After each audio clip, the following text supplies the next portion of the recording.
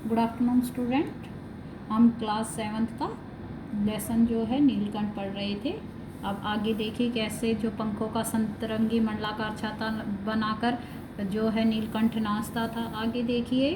तो लेखिका क्या कहती है कि उन्हें ये नहीं पता कि नीलकंठ को ये कैसे पता चला कि जब वह नाचता है तो लेखिका को बहुत अच्छा लगता है। इसलिए जब एक बार वह ऐसे ही जालीघर के पास गई तो वह अपने झूले से नीचे उतर आया और उसने क्या किया, अपने सतरंगी यानी अपने इंद्रधनुष के समान सुंदर पंखों का गोला बनाकर यानी उन पंखों को मंडलाकार करके वह नृत्य की मुद्रा में खड़ा हो गया। फिर आगे क्या हुआ, तब से यह नृत्य भंगिमा नित्य का क्रम बन गई। प्रायः मेरे साथ कोई न कोई देशी विदेशी अतिथि भी पहुंच जाता था और नीलकंठ की मुद्रा को अपने प्रति सम्मान पूर्वक समझकर विस्मयाभिभूत हो उठता था। कई विदेशी महिलाओं ने उसे परफेक्ट जेंटलमैन की उपाधि दे डाली।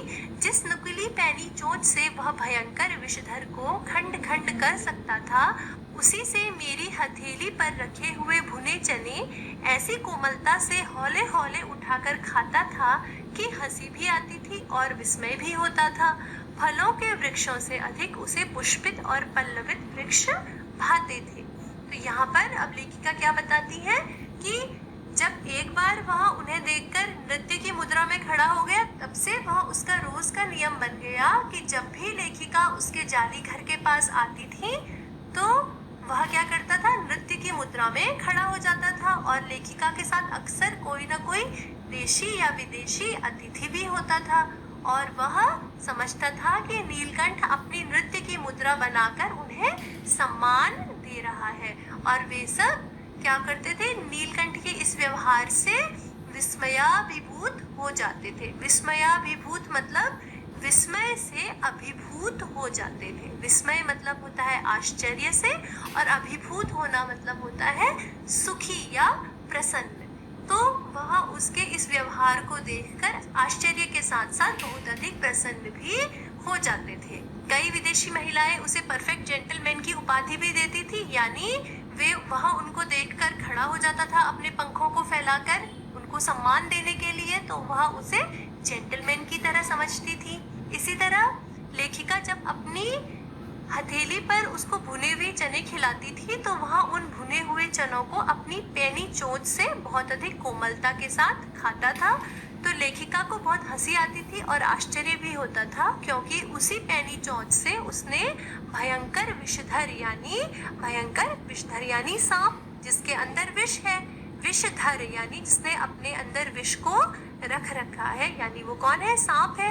तो जिस पैनी चोंच से वह सांप को टुकड़ों टुकड़ों में काट सकता था या मार सकता था, उसी पैनी चोंच से वह उनकी हथेली पर रखे हुए चनों को बड़ी कोमलता से खाता था। तो उसके व्यवहार को देखकर लेखिका को बहुत आश्चर्य भी होता था और हंसी भी आती थी। आगे उन्होंने लिखा है कि फलों के वृक्षों से ज्यादा उसको कैसे वृक्ष पसंद थे, जिसमें पुष्प आए हों, पुष्पित और पल्लवित, यानी जिस वृक्ष में पुष्प आए हो या फिर जिस वृक्ष में बहुत से नए पत्ते आए हो, तो उसे वो ही वृक्ष ज्यादा अच्छे लगते थे।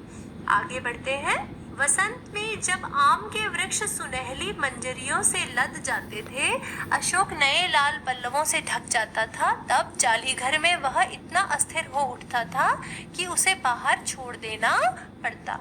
तो वे बताती हैं कि जब वसंत ऋतु के आते ही आम के वृक्ष में बौर आता था, सुनहरी मंजलियों से लद जाते थे, यानी आम के वृक्ष में सुनहरी यानी सोने के जैसे रंग की मंजरियां आ जाती थी, यानी आम के वृक्ष में बौर आ जाता था। और अशोक के वृक्ष में नए नए लाल रंग के पत्ते आ जाते थे, नए लाल पल्लवों से ढक जाता था। पल्लव यानी होता है पत्ते।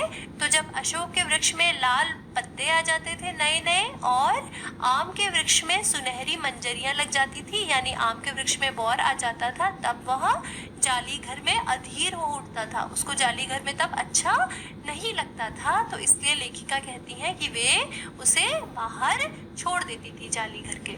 फिर क्या हुआ, नीलकंठ और राधा की सबसे प्रिय ऋतु तो वर्षा ही थी।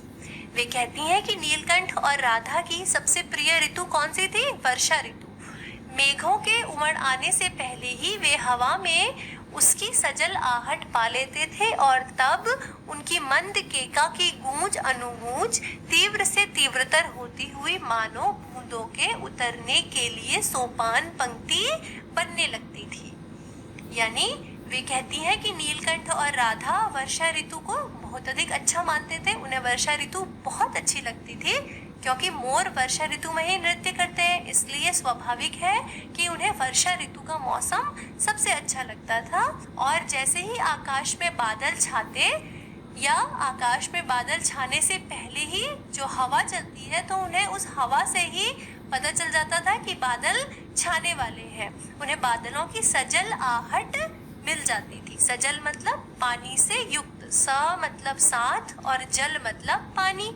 तो उन्हें हवा के चलने से ही पता चल जाता था कि अब इसके बाद क्या होगा, वर्षा होगी। इसलिए वे क्या करते थे, धीरे धीरे केका करने लगते थे, यानी धीरे धीरे वे अपनी आवाज निकालने लगते थे और उनकी वह केका क्या होती थी, तीव्र से तीव्रतर होती जाती थी, मतलब अधिक अधिक बढ़ती जाती थी जैसे जैसे बादल छाने लगते थे। तो लेखिका क्या लिखती है कि ऐसा लगता था मानो कि उनकी ये जो तीव्र से तीव्रतर होती हुई केका है, यानी उनकी जो जोर जोर से बढ़ती हुई ये आवाज है, ये कैसी बन जा रही है, एक सीढ़ी बनती जा रही है। किसके लिए, बादलों के आकाश से नीचे उतरने के लिए।